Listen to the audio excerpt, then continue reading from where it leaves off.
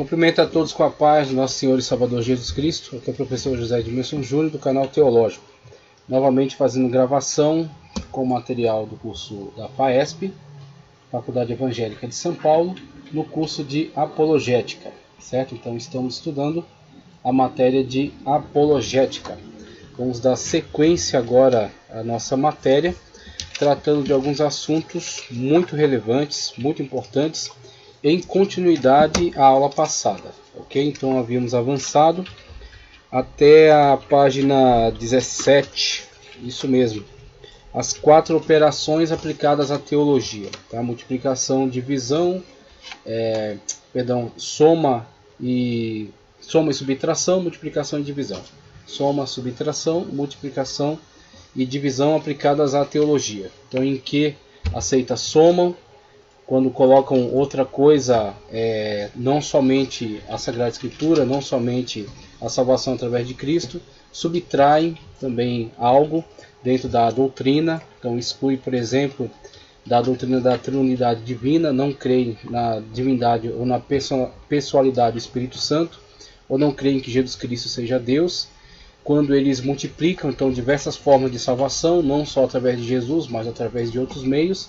E divisão, quando o líder da seita canaliza para si mesmo a glória de Deus. Então ele meio que divide a glória com Deus, sendo que a Sagrada Escritura diz que só há um Deus e a Ele toda a honra e toda a glória. Então temos aí soma, subtração, multiplicação e divisão aplicadas dentro de um conceito teológico, podendo ser formas de distinguir certos movimentos que têm um caráter herético, heterodoxo. Tá? Então, essa análise que fizemos na aula passada.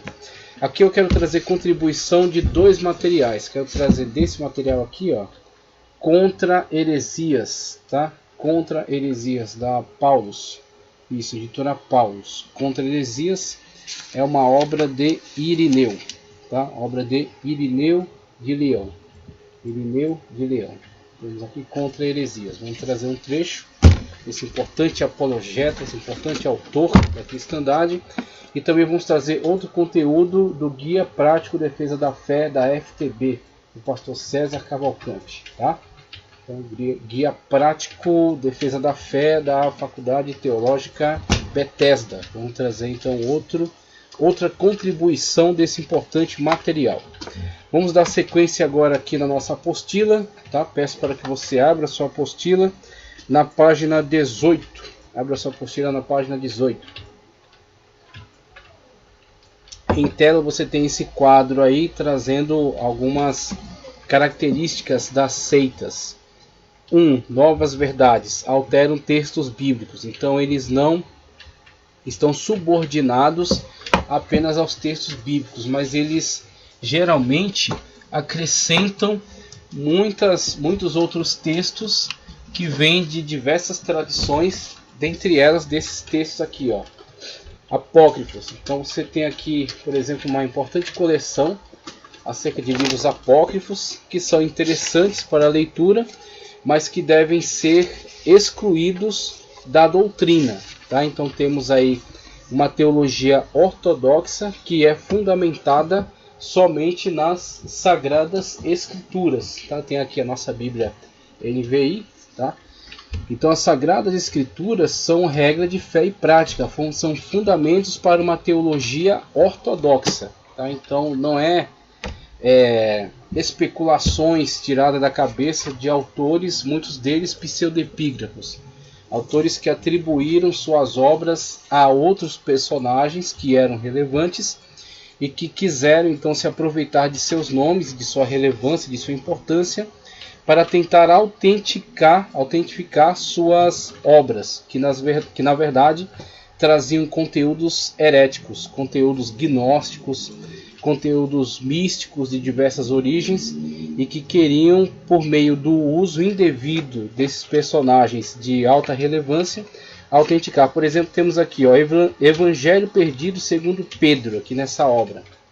Essa obra aqui, Apócrifos da Bíblia.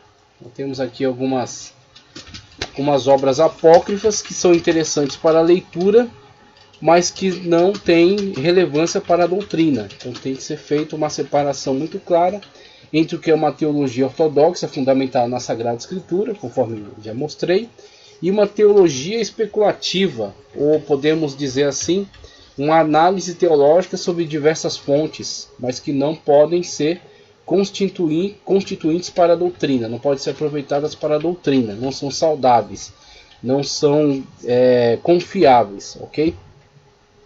Então, ó, dentre as obras que são citadas aqui, ó, Odes de Salomão, Evangelho Perdido segundo Pedro, Evangelho do Nascimento de Maria, Epístolas de Paulo, o Apóstolo e Sêneca, Primeira Epístola de Clemente aos Coríntios, também tem uma segunda, Epístola de Inácio aos Efésios, aos Magnésios, a Trales, Epístola de Inácio aos Romanos e por aí vai. Então tem diversos. Aí termina aqui com o Pastor de Hermas, que era um livro bem relevante para a época. Então temos muitos livros aqui que têm conteúdos até curiosos, interessantes. Muitos deles podem até trazer certas medidas de verdade, algumas declarações verdadeiras, mas essas declarações não autenticam toda a obra. É como, por exemplo, Paulo no Areópago citar um poeta grego, citar Epimênides, tá? Não é porque ele está citando Epimênides no Areópago que ele está ratificando toda a obra de Epimênides. Ele apenas está fazendo uso de um trecho que pode ser dito como verdadeiro. Naquela frase ele foi verdadeiro. Assim eu posso citar Rui Barbosa, posso citar diversos outros autores da literatura nacional, sem necessariamente autenticar toda a sua obra, mas dizer apenas esse trecho aqui eu autentico como verdadeiro, eu acredito ser verdadeiro. Então a verdade é sempre verdade de Deus, onde quer que ela se manifeste. Então a verdade ela flui, ela emana do próprio Deus. E aí você tem muitas das vezes a verdade sendo manifesta em lugares bastante diversos. Então você está citando aquela fala, aquele trecho como verdadeiro, mas não necessariamente ele autentica toda a obra daquela pessoa que trouxe aquele trecho. Aqui tem um outro livro, o segundo livro daquela coleção Apócrifos da Bíblia, da editora Fonte, tá? da Fonte Editorial. Fonte Editorial. Você tem outros livros aqui, livro de Adão, livro de Abraão, seleções do livro de Moisés, primeiro a quarto Esdras, tá? Atos e Martírio de São Mateus, Atos de André e Matias, Atos de João e por aí vai. Atos de Paulo e Tecla tem aqui. Então são diversos livros, pseudepígrafos, tá? Apócrifos de modo geral. Tem aqui também o primeiro da edição, que é bem antigo, tá? Que principalmente trazem apócrifos e pseudepígrafos do judaísmo, tá?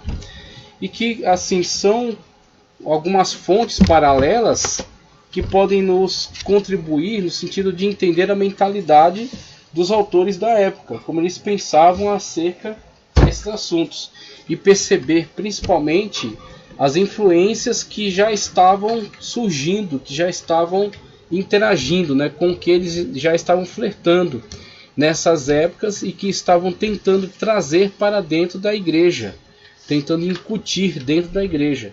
E por isso que os apóstolos, já desde cedo, passaram a adotar uma postura apologética em relação a eles. Inclusive a apologética pode ser até subdividida entre os polemistas e os apologistas, tá? Então os polemistas buscavam de fato o embate por meio de alguns debates em torno de questões bastante polêmicas, tá? Então por isso os polemistas levantam essa questão e defendem a igreja quanto a esses assuntos de grande envergadura, de grande interesse. E os apologistas defendem a ortodoxia bíblica, então ficam mais voltados para uma defesa bastante detalhada com relação ao que é correto dentro da afirmação doutrinária e assim excluir qualquer tipo de influência que venha de fonte externa, que venha de fonte extra-bíblica, tá? Então aí podemos analisar de uma forma bastante mais aprofundada essas questões e ver as importantes contribuições que foram feitas nesta área ao longo da história. Isso que pretendemos fazer. Então temos aí novas verdades, alteram textos bíblicos, como trazendo outras coisas, trazendo outras fontes, trazendo fontes heterodoxas, consultando autores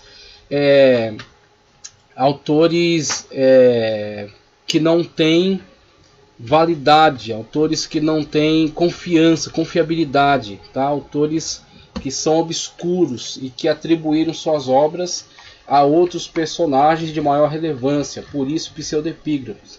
Atribuem aquela epígrafe, atribuem aquela autoria a outras pessoas, mas ficando muito claro que não foram elas. Então fica um autor oculto tentando incutir aquele conteúdo e atribuindo aqueles outros personagens. Então quando você começa a ler esses conteúdos e mesclar isso, incutir, tá certo?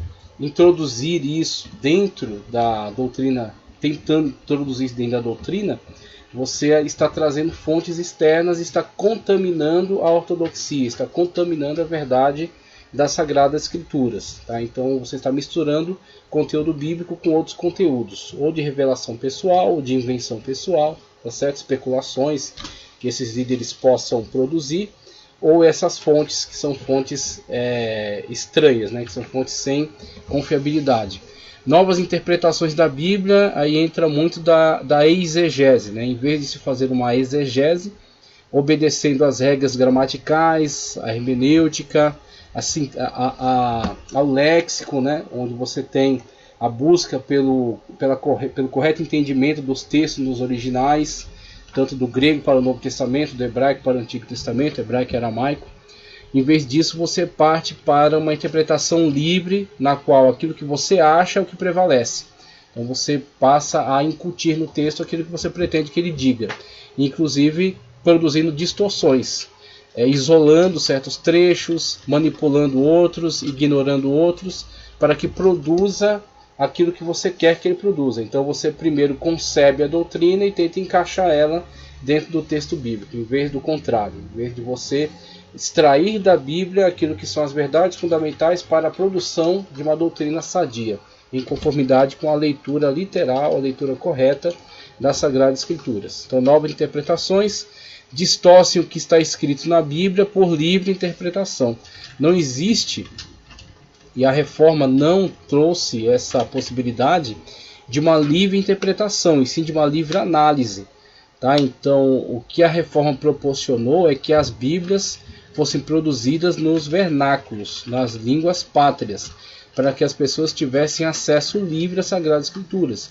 Elas não precisassem consultar somente por meio de especialistas que conhecessem o latim, né? Somente pessoas cultas que conhecessem o latim, que tivessem alta formação, que tivessem um nível avançado na hierarquia eclesiástica. Então seria um contato por mediação e não um contato direto. E o que a Reforma proporcionou foi esse contato direto. Tyndale, por exemplo, foi um importante tradutor de Bíblias, né? Então as pessoas teriam contato na sua língua. Então você tem uma livre análise para que todos pudessem analisar a Bíblia por si mesmos. Mas a interpretação exige regras, tá? Regras tanto gramaticais, com relação à língua para a qual ela foi traduzida, e as regras gramaticais desta língua, bem como, em relação aos originais, a exegese correta para se entender o que o autor quis dizer, o que aquela expressão significa no original. Então existe livre análise, não livre interpretação. E esses supostos líderes fazem uma interpretação livre das Sagradas Escrituras, do jeito que eles quiserem, manipulando elas ao seu bel prazer. Daí surgem diversos, variados erros, e a gente tem observado esses erros na atualidade. Tá? Uma fonte não bíblica de autoridade, uma seita. Em uma seita, a Bíblia é fonte secundária. Citamos aí já os Mormons, cujo livro deles de autoridade é o livro de Mormon. Eu até tenho aqui, mas não sei onde está. Tá? Então você tem o livro de Mormon, e a Bíblia divide espaço então com esse livro de Mormon. Não é só a Sagrada Escritura, é a Bíblia e o livro de Mormon. Tá? O livro de Mormon, com seus diversos livros, o livro de Nefe, por aí vai, livro de Alma, e o conteúdo que eles trazem aí, que é muito mitológico, é muito fantasioso. Inclusive li um pouco, tá? Mas não tive paciência de ler muito, porque é um conteúdo de fato muito fantasioso. Você tem então a Bíblia dividida em espaço com esse tipo de literatura. Você tem, por exemplo, em relação ao Adventista do sétimo dia, a grave questão deles considerarem os textos escritos de Ellen G. White como o espírito de profecia, sendo então os seus textos, tendo eles uma autoridade equivalente das Sagradas Escrituras, negando eles que têm uma diferente autoridade, qualidade em relação aos textos das Sagradas Escrituras. Mesmo eles afirmando que as Sagradas Escrituras são regra de fé e prática, mas eles afirmam que, em relação aos textos de Ellen G. White, eles negam que seja de diferente importância ou qualidade, eles afirmam que tem o mesmo grau de inspiração, então fica ali, em alguns momentos, prevalece os textos de Ellen G. White sobre mesmo a Sagrada Escritura, porque naquilo que ela erra, eles tentam distorcer a Bíblia para se adequar a Ellen G. White, não ao contrário. E aí está o grande erro. Muitos hereges, muitos heresiarcas que enveredaram por esse caminho, produziram heresias tão perniciosas, tão perigosas, que levaram seus adeptos à morte, a se suicidar, por exemplo, para aceitar determinadas ideias propagadas por esses líderes. Então, motivaram suicídios coletivos, por exemplo, para estarem em submissão total às ordens e às supostas revelações desses seus líderes, né? Desses hereges que os estavam liderando e manipulando. Inclusive, a gente vai ver aqui muito de manipulação, as manipulações que são produzidas dentro desses ambientes sectários. Tá? A gente vai ver, inclusive, no Guia Prático de Defesa da Fé. Uma fonte não bíblica de autoridade, que inclusive aqui na apostila já falou de fontes não verificáveis. O que são essas fontes não verificáveis? O que é uma fonte verificável? Sagrada Escritura. Onde que o seu líder, o seu pastor, o seu presbítero, o seu bispo, o seu apóstolo, o seu missionário, ele é confiável? Quando ele está apoiado e o seu ministério está fundamentado na Sagrada Escritura. Quando ele mesmo é limitado pelo texto das Sagradas Escrituras. Quando tudo que ele faz tem que estar pautado pela Sagrada Escritura, pela Bíblia Sagrada. Por quê? Porque é verificável. Se ele pisar fora da linha que é traçada pela Sagrada Escritura, você mesmo chama ele a atenção. Você diz, pastor, bispo, né, apóstolo, por aí vai. Olha, isso que você está dizendo está fora do que diz a Bíblia. Isso que você está falando está fora do que diz a Sagrada Escritura. Então você precisa se ajustar àquilo que está em conformidade com a Bíblia Sagrada. Essa sua interpretação é incoerente, você está em contradição. Você está pregando algo equivocado. Tá? Você fez uma leitura equivocada. E aí você vai conseguir contraditá-lo, confrontá-lo, chamá-lo de volta à responsabilidade. E se ele tiver a devida humildade para isso, e aí a maturidade espiritual, ele vai te ouvir e vai buscar se ajustar, se alinhar, ok? Se ele for arrogante, ele vai tentar te desprezar, te humilhar e rejeitar aquilo que você está trazendo para ele como esclarecimento. Mas pelo menos você tem uma forma de avaliar as suas ações e uma forma de limitar aquilo que ele está fazendo, tá certo? O que ele está falando. Porque você tem uma regra de fé e prática, que é a Sagrada Escritura. Agora, quando você tem algo não verificável, é impossível você fazer esta análise, essa cobrança, tá? Esse ajustamento de conduta. Por quê? Foi uma revelação. Aí quando você vai tentar questionar, vai dizer, não, mas quem tive a revelação fui eu. Foi comigo que Deus falou. Não, foi uma voz que eu ouvi. Não, foi um presságio, foi uma adivinhação, foi uma estrela cadente, ou foi um ET, ou foi uma nave espacial. Então, quer dizer, ou foi um espírito que apareceu para ele, uma sessão mediúnica, foi um desencarnado que se comunicou com ele. Então, quando você tem esse tipo de coisa, você tem algo não verificável. Ele vai te dizer, olha, temos que adotar tais práticas, temos que fazer tais contribuições, temos que fazer tais penitências, temos que ter tal conduta. Por quê? Por causa dessa orientação. Como é que foi isso? Não, foi eu que tive essa revelação. Você não teve, então você se submete totalmente àquilo que eu estou dizendo. Pronto, você é escravo de uma heresia, você é escravo de um manipulador. Quando você adentra por esse caminho, você está escravizado por um manipulador. E você não tem como limitar nem controlar nem se opor às suas ações, porque tudo isso é não verificável. Agora, quando você tem a Sagrada Escritura como livro de fé e prática, você é limitado pelas verdades da Sagrada Escritura, e você também pode verificar as ações de sua liderança e até se contrapor a ela se sair fora daquilo que está prescrito nas Sagradas Escrituras. Você tem então uma fonte verificável, por isso que ela é a regra de fé e prática. Fonte não bíblica de autoridade, que a gente está vendo aí na tela. Ponto 3. 4. Outro Jesus. Para eles, Jesus não é o centro da vida e da adoração. Então, outro Jesus, ou seja, outro Salvador, tá? Outra fonte de salvação. E aí você tem, por exemplo, Sun Myung Moon, da Igreja da Unificação, da Coreia do Sul. Ele diz que Jesus falhou na conclusão de sua missão, porque ele não gerou uma família. E ele está continuando isso aí. Estava, pelo menos, né? Teve uma família, gerou filhos e tudo mais. E ele é a continuação para terminar a obra que supostamente Jesus deixou inacabada.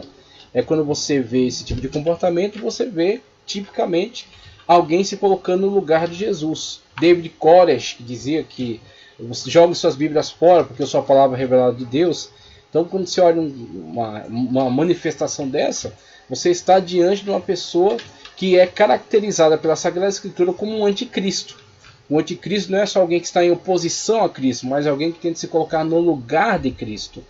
Tenta ocupar o lugar que pertence somente a Cristo. Ok? Então você tem uma manifestação demoníaca, satânica, diabólica, de um falso líder que está sendo manipulado por forças malignas e está assumindo um papel de anticristo, se colocando no lugar de Cristo, assumindo um papel de salvador que ele não é, que ele não pode ser, tá? Profecias falsas é o quinto ponto aí da nossa lista, características das seitas, profecias falsas. Os líderes das seitas se fundamentam em visões e mensagens angelicais. Então você tem hoje, infelizmente, precisamos falar isso, mesmo que seja problemático, você tem hoje uma onda de igrejas neopentecostais e de lideranças neopentecostais que são de fato orientados por supostas profecias e revelações, tá? Sendo que essa aqui é a profecia magna, tá? Essa aqui é a profecia de fato, essa aqui é a profecia magna. Então, uma vez que você tem essa revelação aqui, essa profecia, você tem a orientação necessária para a Igreja de Cristo, tá? Que Deus usa profetas nos dias de hoje, eu creio sim, Deus usa profetas. Só que Deus usa esses profetas, vamos dizer assim, falando individualmente, falando particularmente, abordando situações da minha vida ou da sua vida com as quais Deus queira trazer uma orientação maior. E todas essas profecias podem ser verificáveis, podem ser provadas. Então, quando alguém se levanta para trazer uma mensagem da parte de Deus para nós podemos verificar isso. Você tem que ter comunhão, você tem que ter um relacionamento com o Espírito Santo de Deus, para que você possa pedir confirmação, tá certo? Para que você possa ter essa confirmação da parte do Espírito, se aquilo provém de fato de Deus, e você possa primariamente fazer uma verificação escriturística. Se aquilo entrar em contradição com qualquer trecho da Sagrada Escritura, não é Deus, descarte de imediato, porque o Espírito Santo ele não entra em contradição com a própria Escritura que ele produziu. Mesmo que a Bíblia tenha mais de 40 escritores, ela tem um só autor, que é o Espírito Santo de Deus, que conduziu todo o processo. Então ele não entra em contradição consigo mesmo. Se contrariar algum trecho bíblico, descarte imediatamente. Não contradiz textos bíblicos, mas você está inseguro, peça confirmação, tá? Então existe toda essa situação. Mas a única profecia que guia a igreja, tá? Que guia a igreja como um todo, é a profecia magna das Sagradas Escrituras. Então existem profecias individuais, tá? Que Deus pode usar para trazer mensagens, revelações, exortações, tá? Ou uma palavra de ânimo para mim ou para você, que podem ser verificáveis. E em relação à igreja, ela não deve ser guiada por profecias ou revelações individuais. Ela tem que ser guiada e orientada pela profecia magna, que é as Sagradas Escrituras, as palavras de Cristo, os ensinos dos apóstolos, as revelações, que estão presentes no Apocalipse, tá? Os textos do Antigo Testamento, da Velha Aliança, sendo lidos a partir da ótica neotestamentária. É assim que a igreja é conduzida, é assim que a igreja é guiada, ok? Que é a profecia magna, que é as Sagradas Escrituras que guia a igreja. Agora, hoje você tem movimentos neopentecostais que vivem a partir